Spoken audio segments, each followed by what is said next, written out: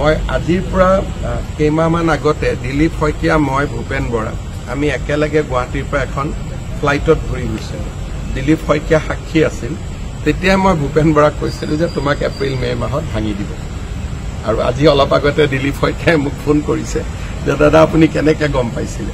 চাওক, মুখ্যমন্ত্ৰীক মই উৰাজাহাজত দিল্লীৰ পৰা আহোঁতে লগ পোৱাটো সঁচা, আৰু এইটো মই আগতেও আপোনালোকক সংবাদ মাধ্যমৰ আগত এই কথাটো কৈছিলোঁ যে মই মুখ্যমন্ত্ৰীক উৰাজাহাজত লগ পাইছোঁ। আপোনালোককো মই কৈছোঁ আগতে, লখিমপুৰৰ মিটিং এখনতো কৈছোঁ, আৰু APCC মিডিয়া ডিপাৰ্টমেণ্টৰ মিটিঙতো মই এই কথাটো তেওঁলোকক কৈছিলোঁ। আৰু মুখ্যমন্ত্ৰীয়ে যিটো কথা মোক কৈছোঁ বুলি কৈছে, এইটো ওলালে ক'ৰ পৰা? তেখেতে মোক কৈছিলে যে তোমাৰ এনেকুৱা কি শক্তি আছে যে তুমি মোক বগৰাই দিম বুলি পেলাই সদায় ক্ষমতাৰ পৰা বিজেপিক অঁতৰাম বুলি কৈ থাকা।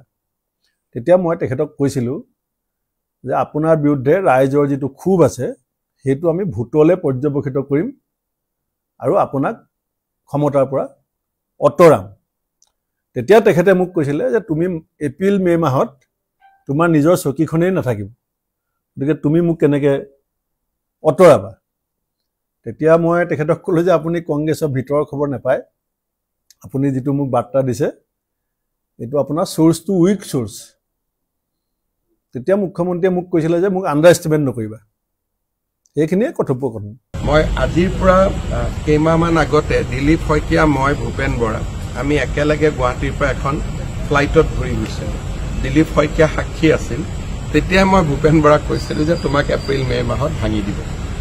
আৰু আজি অলপ আগতে দিলীপ শইকীয়াই মোক ফোন কৰিছে যে দাদা আপুনি কেনেকৈ গম পাইছিলে।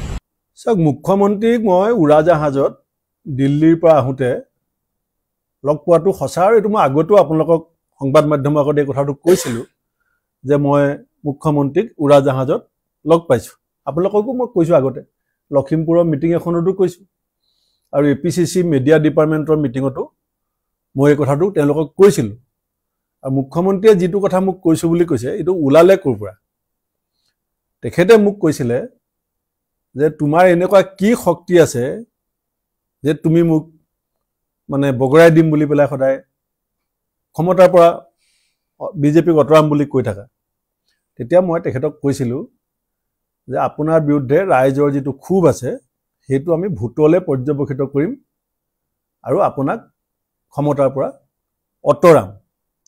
তেতিয়া তেখেতে মোক কৈছিলে যে তুমি এপ্ৰিল মে মাহত তোমাৰ নিজৰ চকীখনেই নাথাকিব, গতিকে তুমি মোক কেনেকৈ অঁতৰাবা।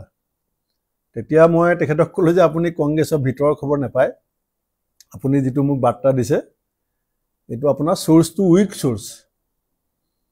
তেতিয়া মুখ্যমন্ত্ৰীয়ে মোক কৈছিলে যে মোক আণ্ডাৰ এষ্টিমেট নকৰিবা। সেইখিনিয়ে কথোপকথন।